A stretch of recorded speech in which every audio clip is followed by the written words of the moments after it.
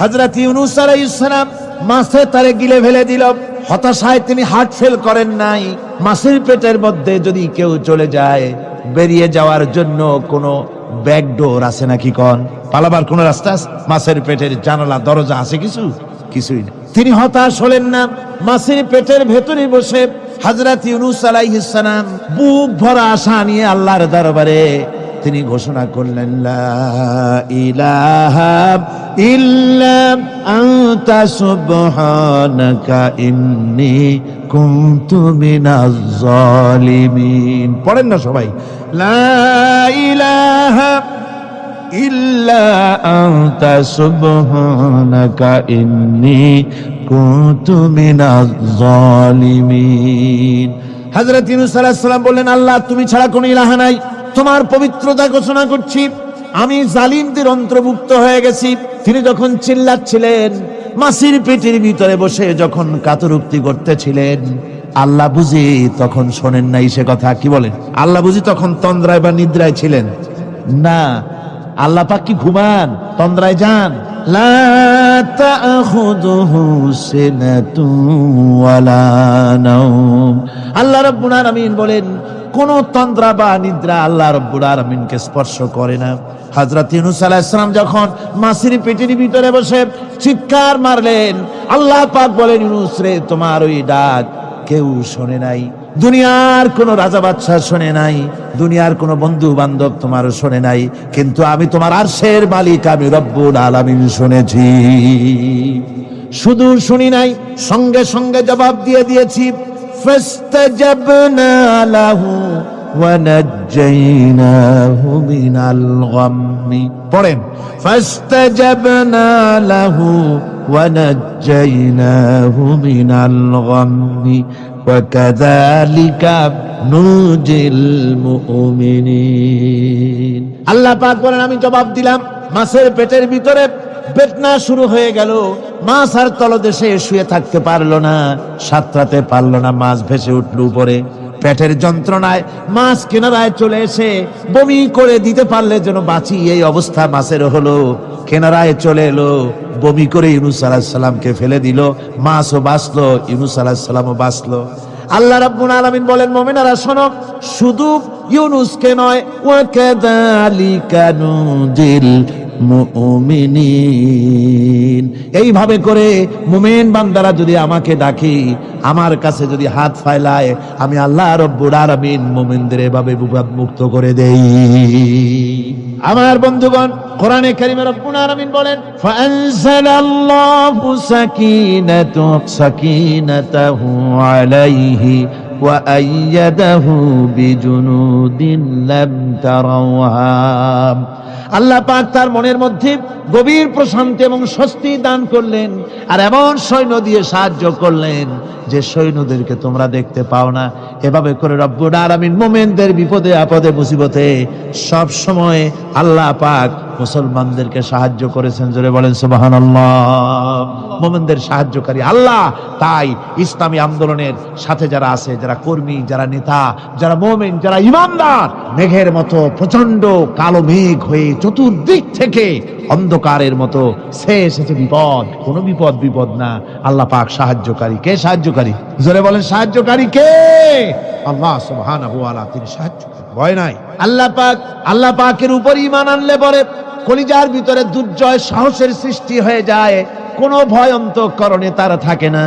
আল্লাহ পাক সাহায্য করেন।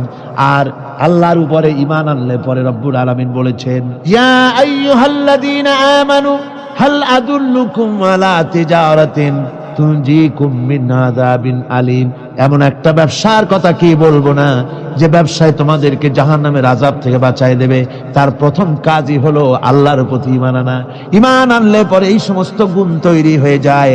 আর ঈমানে সবচাইতে উপকৃত হয় সমাজের লোকেরা, রাষ্ট্রের লোকেরা, পরিবারের লোকেরা, দেশের মানুষ উপকৃত হয় মুমিনদের দিয়ে ঈমানের কারণে।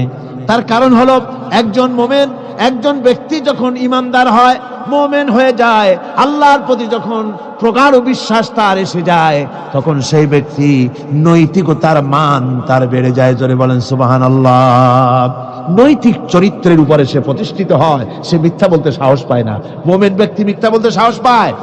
কেন পায় না? মিথ্যা বলতে সাহস পায় না, ঠকাতে সাহস পায় না, ওজনে কম দিতে সাহস পায় না, শয়তানি বদমাশি করতে সাহস পায় না। তার কারণ হলো আল্লাহ পাক বলে দিয়েছেন, মুমিন কোরআনের ভিতরে পড়েছে, ইয ইয়াতালাক্কাল মুতালাক্কিয়ানি আনিল ইয়ামিনি ওয়া আনিশ শিমালি কাঈদ। দুজন নিয়ন্ত্রণকারী ফেরেশতা তোমার ডানে এবং বামে বসে বসে তোমাকে নিয়ন্ত্রণ করছে।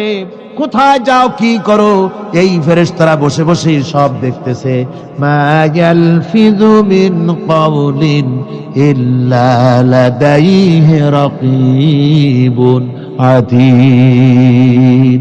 মানুষ এমন কোন কথা বলে না যা ফেরেশতারা রেকর্ড না করে, সব রেকর্ড হয়ে যায়। তাই মুমিন ব্যক্তি দায়িত্বহীন কথা বলতে পারে না। মুমিন ব্যক্তির চরিত্র ভালো হয়ে যায়, সে যে কথা বলে বুঝে শুনে কথা বলে, সে যে ওয়াদা করে বুঝে শুনে ওয়াদা করে। যেহেতু সবকিছুর জবাব কিয়ামতে দিতে হবে। কোথায় দিতে হবে? কোথায় দিতে হবে? কিয়ামতে আল্লাহর দরবারে জবাব দিতে হবে। মহান আল্লাহ রাব্বুল আলামিন বলেছেন, ওয়ালাকাদ খালাকনাল ইনসানা ওয়া না'লামু মা তুওয়াসবিসু বিহি নাফসু। মানুষ সৃষ্টি করেছি আমি, তার অন্তঃকরণের ভিতরে ওয়াসওয়াসা কি হয় আমি জানি। এই জন্য মুমিনেরা মনের ভিতরে কোনো খারাপ কল্পনাও করতে পারে না। খারাপ কল্পনা করলেও তার হিসাব দেওয়া লাগবে আল্লাহর কাছে। কার কাছে? ওয়াইন তুবদু মিন আনফুসিকুম আও তুখফুহু ইউহাসিবুকুম বিহিল্লাহ। আল্লাহ বলেন, মনের মধ্যে যে সব কল্পনা করো তা প্রকাশ করো আর গোপন রাখো, ওইটার হিসাব নেব আমি আল্লাহ পাক। কিয়ামতের দিন আমার কাছে হিসাব দিতে হবে। বন্ধুগণ, এই জন্য মুমিন যারা, মুমিনদের চরিত্র প্রতিষ্ঠিত হয়, মুমিনদের ধারণা থাকে যেখানেই যাই না কেন, যেখানেই বসি না কেন, সেখানেই আল্লাহ, আল্লাহ ছাড়া কোনো জায়গা নাই। আছে নাকি? আছে। আল্লাহ পাক বলেন, মা ইয়াকুনু মিন নাজওয়া সালাসাতিন ইল্লা হুয়া রাবিউহুম। তোমরা যেখানে তিনজন মিলে পরামর্শ করো, মনে রেখো তিনজন নও, ওখানে চতুর্থ সত্তা আমি রব্বুল আলামিন তোমাদের কাছে আছি। সব শুনিয়ার দেখি, পাঁচজন যেখানে হও সেখানে আমি ষষ্ঠ। এর থেকে যদি কম হও, এর থেকে যদি বেশি হও, বান্দারে তুমি আছো যেখানে আমি আল্লাহ আছি সেখানে। উপায় নাই, সব জায়গায় আমি দেখতে পাচ্ছি। শুধু তাই নয়, রাত্রিবেলায় মানুষেরা গোপনে পরামর্শ করে, করে না? করে কিনা? রাতে রাতে পরামর্শ করে, এক জায়গায় বসে, হলের মধ্যে, পাহাড়ের মধ্যে, কোন জায়গায় বসে পরামর্শ করে। কি পরামর্শ? ইসলামী আন্দোলনের লোকদের মারবে, কোথায় তাদের ধরবে, কোথায় তাদের অত্যাচার করবে, এই সমস্ত পরামর্শ করে। আল্লাহ পাক বলছেন, শুনুন, আল্লাহ রাব্বুল আলামিন বলেন, ওয়া হুয়া মাআহুম ইয ইউবাইতুনা মা লা ইয়ারদা মিনাল কাউল ওয়া কানা আল্লাহু বিমা ইয়ামালুনা মুহীতা। আল্লাহ পাক বলেন, তিনি তো ঠিক সেই সময়ও তোমাদের কাছে থাকেন যখন তোমরা নিজেদের ঘরের মধ্যে বসে, কোনো এক জায়গায় বসে আল্লাহর মর্জির খেলাফ পরামর্শ করো, আল্লাহ তখনও তোমাদের কাছে থাকেন। আল্লাহর ইহাতা থেকে, আল্লাহর কর্তৃত্ব থেকে বেরিয়ে যাওয়ার কোনো উপায় নাই। সুতরাং গোপনে বলেন, প্রকাশ্যে বলেন, যেভাবেই যা কিছু করা হোক না কেন, আল্লাহর কাছে আমাদের সমস্ত অপরাধগুলি ধরা হয়ে যায়। আর এটাই হচ্ছে ইমানের সীমা পরিসীমা। তিলকা হুদুদাল্লাহ।